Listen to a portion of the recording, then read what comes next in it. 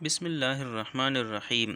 السلام علیکم۔ الف لام چینل کی طرف سے آج میں اپنے دوستوں کو غسل کا طریقہ سکھاؤں گا۔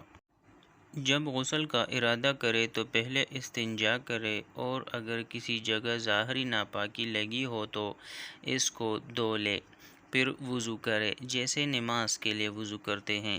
اگر پختہ جگہ یا تخت پتھر پر غسل کر رہا ہو تو پاؤں بھی ابھی دھو لے، اور اگر کچی جگہ میں غسل کر رہا ہو تو پورا غسل کر کے آخر میں پاؤں دھوئے۔ غسل کے وضو میں کلی کرتے ہوئے خوب خیال کر کے حلق تک پانی لے جائیے اور منہ بھر کر کلی کرے۔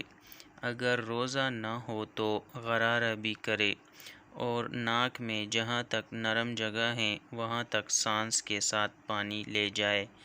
وضو کے بعد تھوڑا سا پانی لے کر سارے بدن کو مل لے۔ اس کے بعد 3 بار سر پر پانی ڈالے، پھر 3 بار داہنے کاندھے پر، 3 بار بائیں کاندھے پر پانی ڈالے اور ہر جگہ خیال کر کے پانی پہنچائیں۔ بال برابر بھی جگہ سوکھی رہ جائے گی تو غسل نہ ہوگا۔ اگر غسل کے بعد معلوم ہو کہ فلاں جگہ سوکھی رہ گئی ہے تو خاص اسی جگہ کو دھو لے، پھر سے پورا غسل دہرانے کی ضرورت نہیں ہے۔ غسل کے فرائض غسل 3 ہے۔ نمبر 1، خوب حلق تک پانی سے منہ بھر کر کلی کرنا۔ نمبر 2، ناک میں سانس کے ساتھ پانی چڑھانا جہاں تک نرم جگہ ہے۔ نمبر 3، تمام بدن پر ایک بار پانی بہانا۔ غسل کی سنتیں یہ ہیں۔ نمبر 1، غسل کی نیت کرنا۔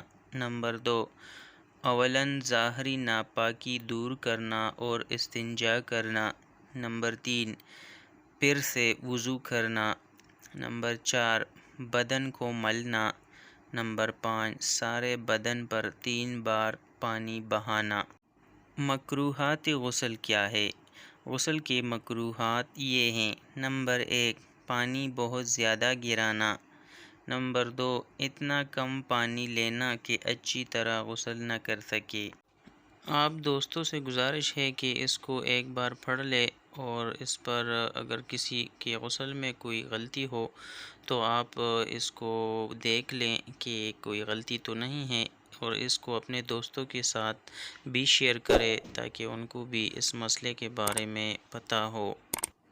السلام علیکم ورحمۃ اللہ وبرکاتہ۔